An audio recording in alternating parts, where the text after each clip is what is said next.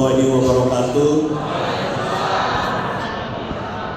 Selamat siang, salam sejahtera buat kita semua. Tabik pun. Yang saya hormati Ketua DPW Partai Nasdem Provinsi Lampung, Bapak Herman HN, beserta seluruh jajaran pengurus DPW yang hadir pada kesempatan hari ini, baik sekretaris, Kakak Paujang, bendahara, Katampan, dan seluruh jajaran pengurus DPW. Yang saya hormati para ketua DPD dan pengurus DPD se-Lampung yang hadir, khusus tuan rumah Ketua DPD Lampung Utara, Kakak Imam, beserta seluruh jajaran pengurus. Yang saya hormati para anggota legislatif, baik DPR provinsi, kabupaten, kota yang hadir, dan juga hari ini saya datang ke Lampung ditemani pertama oleh Ketua DPP bidang teritori atau pemenangan Lampung, Kakak Rahmawati Herdian. Kakak Rahmawati Herdian ini Ketua DPP bidang teritori. Jadi atau yang lebih dikenal umumnya koordinator wilayah Lampung, yang juga anggota DPR RI Komisi 9, Kakak Rahmawati, dan juga oleh Kakak Ujang B. Kakak Ujang B ini anggota DPR RI Komisi 2. Jadi Komisi 2 ini kapoksi yang membidangi masalah pemerintahan dan kepemiluan serta pertanahan. Daerah pemilihannya Jawa Barat 9. Jadi Kakak Ujang dan kakak-kakak semua yang saya hormati. Tentu yang pertama saya ucapkan selamat pada kepengurusan DPW baru ini, SK baru muka lama yang di bawah kepemimpinan Pak Herman. Mudah-mudahan dengan sudah keluarnya SK kepengurusan, dan nanti saya akan juga proses SK DPD biar cepat juga konsolidasinya, sehingga Pak Herman secara kepengurusan sudah bisa melakukan berbagai aktivitas kepartean, konsolidasi dan kegiatan-kegiatan kepartean yang lain. Kakak-kakak semua, ini kita sudah melewati tahun politik. Memang tidak terasa ya, dari pemilu 14 Februari 2024 ini sudah setahun lebih kita melewati tahun politik. Ada Pilpres, Pileg, dan Pilkada yang terbaru. 1 tahun lebih berlalu. Kira-kira kita punya waktu kurang lebih 4 tahun ke depan. Kita sudah menghadapi lagi tahun politik, sudah menghadapi lagi pemilu yang akan menentukan masa depan partai kita, Partai Nasdem, khususnya di Provinsi Lampung. Akan menentukan partai kita di Lampung ini akan semakin kuat, semakin besar. Hari ini ada di posisi 4 besar, dan kita tentu punya keinginan partai kita terus-menerus semakin kuat dan ada paling tidak itu di 3 besar. Nah, tentu itu ditentukan bukan hanya pada saat pelaksanaan pemilu di tahun 2029, apakah nanti di bulan Februari atau bulan April, tapi ditentukan dari sekarang. Jadi masa depan partai kita ditentukan dari sekarang dengan apa yang akan kita lakukan. Nah, kakak-kakak semua, dari semua proses politik yang sudah kita lalui, tadi Pak Herman sudah menyampaikan bahwa Nasdem di Provinsi Lampung ini ada di posisi 4 besar. Linier dengan nasional. Nasional kita juga ada di posisi 4 besar. Mendapatkan pimpinan DPR RI. Dan di Provinsi Lampung pun mendapatkan pimpinan DPR RI. Kabupaten kotanya kita memiliki 2 ketua DPRD. Artinya ada di 2 kabupaten kita menjadi pemenang. Dan ada di 2 kabupaten, di 2 DPD kita pemenang kedua. Jadi secara umum Nasdem di Provinsi Lampung ini mengalami progres grafik yang cukup signifikan kenaikannya. Dari pemilu pertama, pemilu kedua, dan pemilu ketiga grafiknya naik. Dia tidak fluktuatif, tidak pemilu pertama misalnya tinggi, kedua turun, ketiga naik, atau sebaliknya, tapi grafiknya positif. Trennya sangat positif buat Nasdem di Lampung. Dan tentu tren yang positif ini yang ditandai dengan mendapatkan penambahan kursi yang signifikan, mendapatkan unsur pimpinan di provinsi dan juga kabupaten kota. Ini harus terus kita pertahankan dan harus kita tingkatkan. Kita ingin mempertahankan tren yang positif ini, sekaligus juga kita ingin meningkatkan tren yang positif ini. Yang tadinya hampir menjadi pimpinan, hampir menjadi ketua, itu di 2029 menjadi ketua. Yang tadinya hampir menjadi pimpinan, nanti di 2029 menjadi pimpinan. Jadi nanti Nasdem di Provinsi Lampung ini bukan hanya fraksi penuh, tapi seluruh DPD kita memiliki ketua dan pimpinan DPR. Untuk apa tadi Pak Herman menyampaikan bahwa apa yang kita dapatkan bukan semata-mata dalam konteks kepentingan Partai Nasdem, tapi kita ingin mendedikasikan apa yang kita dapatkan ini untuk kemajuan, kemaslahatan, kebaikan Provinsi Lampung dan masyarakat yang ada di Lampung ini. Ini kita ingin dedikasikan, ingin kita persembahkan, ingin kita abdikan kekuasaan politik yang kita dapatkan ini untuk kebaikan masyarakat dan Provinsi Lampung. Ini yang selalu disampaikan oleh Pak Surya, bahwa yang namanya Nasdem didirikan bukan untuk menambah beban bagi masyarakat, bagi daerah, bagi negara, tapi Nasdem lahir kita ingin memperingan beban yang dialami oleh masyarakat yang ada di Lampung ini. Jadi kita ingin meringankan beban mereka. Dengan cara apa? Dengan cara kerja-kerja politik yang akan kita lakukan. Karena itu menjadikan Nasdem partai yang besar itu menjadi bagian yang harus terus-menerus kita lakukan. Kalau partai ini besar, kita akan ikut besar. Tapi kalau Pak Herman besar, belum tentu partainya besar. Tapi kalau Partai Nasdem besar di Provinsi Lampung, semua pengurus yang ada di Lampung menjadi ikut besar.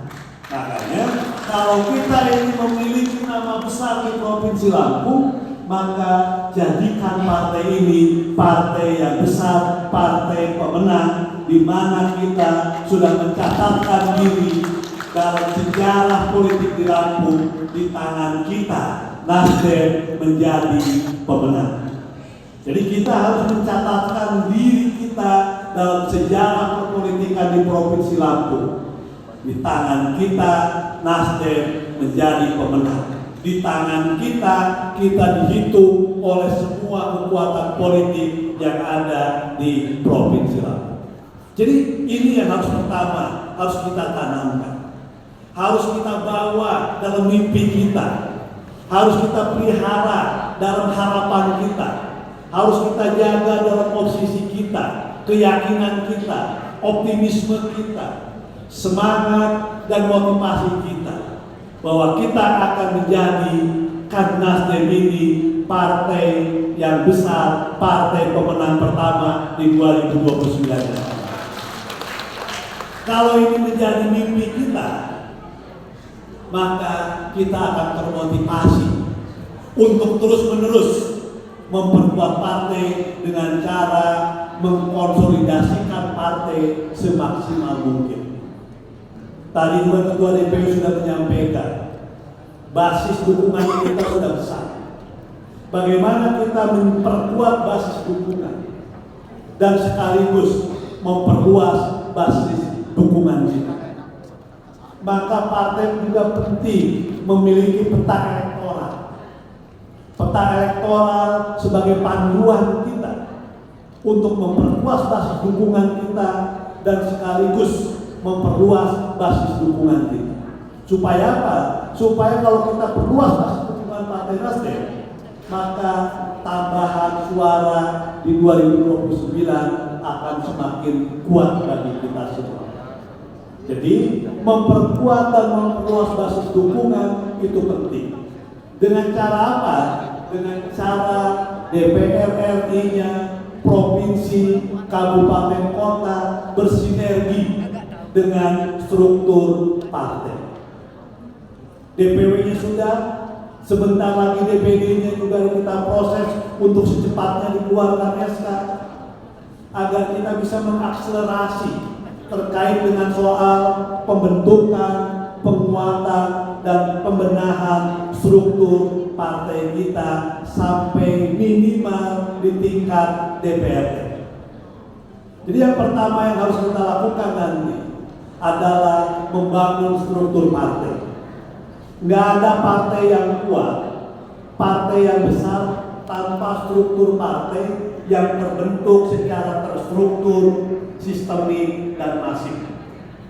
Terstruktur itu DPW-nya ada, DPD-nya ada, DPC-nya ada, DPRT-nya ada, bahkan kita punya struktur partai sampai ke tingkat TPS.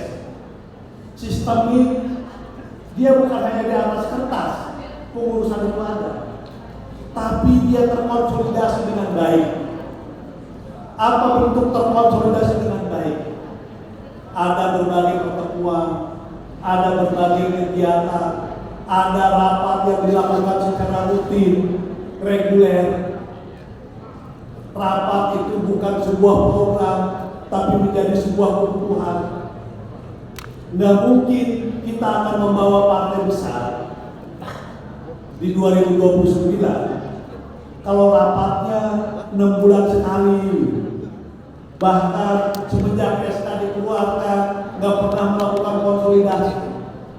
Partai yang akan menjadi besar, akan menjadi pemenang kalau konsolidasinya dilakukan secara terus-menerus, secara reguler, seperti hari ini. Pak Herman sudah menyampaikan DPW akan melakukan konsolidasi ke setiap DPD. DPD melakukan konsolidasi dengan DPC, DPC dengan DPRT. Pengurus DPW rapat itu sudah menjadi kebutuhan. Bukan hanya sebulan sekali misalnya, apalagi 6 bulan sekali. DPW bisa melakukan rapat seminggu sekali untuk membicarakan berbagai aktivitas kepartean, mulai dari mengontrol DPD ini, DPC-nya sudah terbentuk atau belum, DPRT-nya sudah sampai di mana, KTA-nisasinya sudah sampai di mana, kegiatan-kegiatan apa yang akan dilakukan ke depan. Ini menjadi penting buat kita semua. Karena itu mengkonsolidasikan partai itu harus menjadi sebuah kebutuhan. Kalau itu menjadi kebutuhan, bukan program, maka akan terasa lebih sederhana mengelola partai itu. Tapi kalau dibuat sebuah program, itu nanti berpikir biayanya gimana. Kalau kebutuhan, ya udah, dapat di DPW datang rapat di kantor DPD, biar DPD-nya juga ramai. Tidak harus selamanya rapat itu di dalam aula yang besar, di hotel, tapi di kantor-kantor DPD, DPW datang, itu juga menurut saya akan membangkitkan semangat dan motivasi DPD. Berbeda kalau DPW sering datang ke DPD, DPD ke DPC, mengundang DPC, itu menurut saya semangatnya akan lain. Maka mengkonsolidasikan partai itu penting, yaitu sistemik. Dia bergerak seperti mesin yang tidak ada hentinya.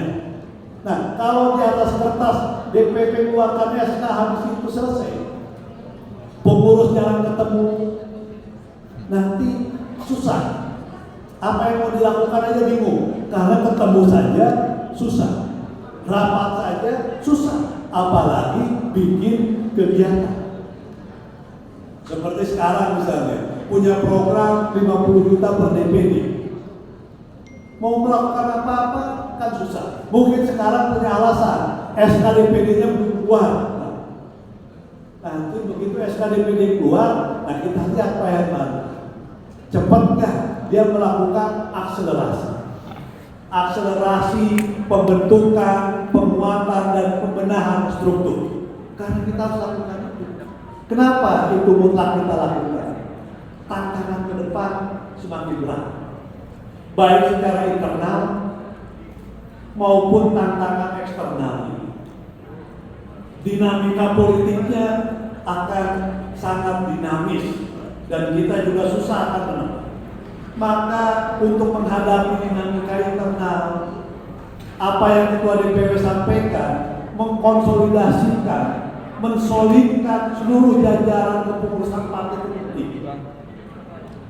Apalagi di Nasdem, di Nasdem ini tidak ada ketua DPW dipilih oleh DPD, tidak ada ketua DPD yang dipilih oleh DPC, nggak ada ketua DPC dipilih oleh DPR.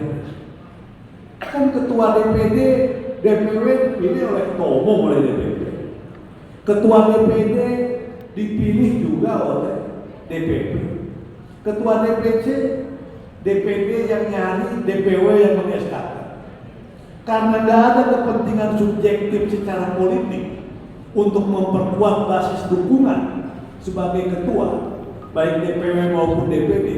Karena tidak ada yang namanya musyawarah wilayah untuk memilih ketua, tidak ada musyawarah daerah untuk memilih ketua DPD.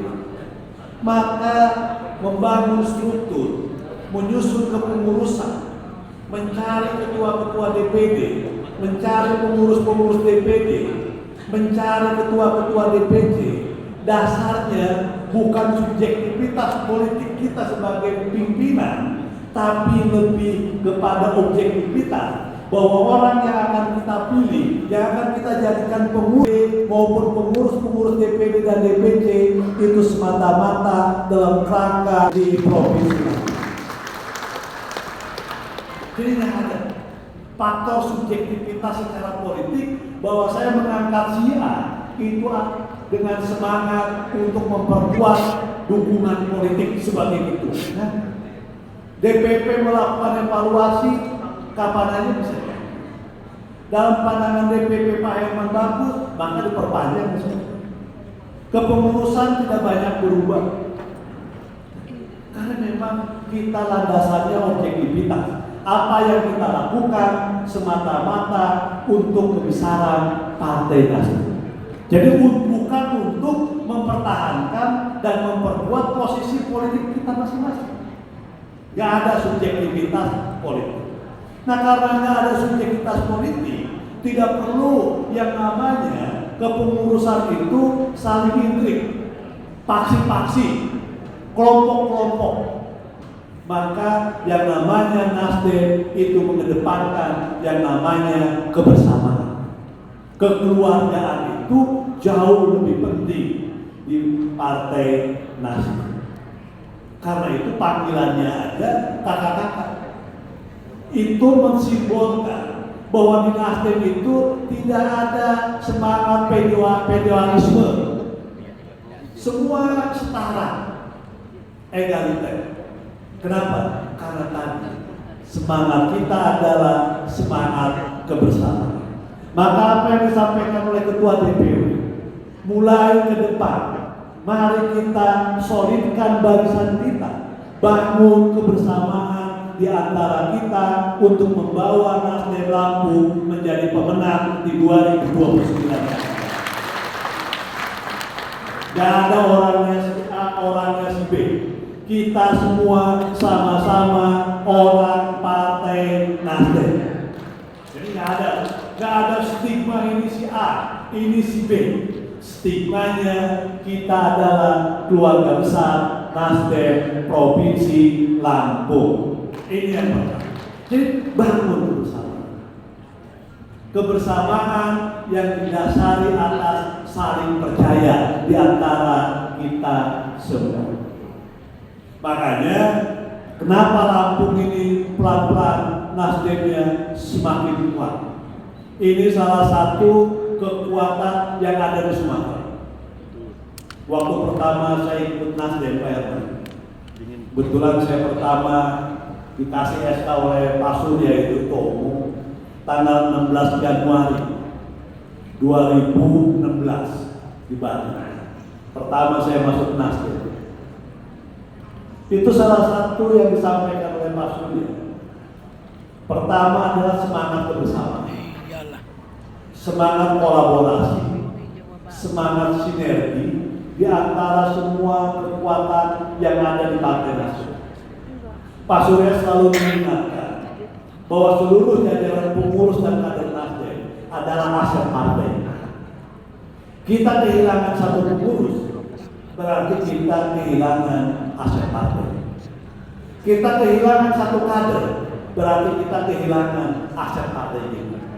Karena yang namanya kader, yang namanya pengurus adalah aset, maka kita harus jaga dan perlakukan kader-kader kita, pengurus-pengurus kita sebaik-baik mungkin.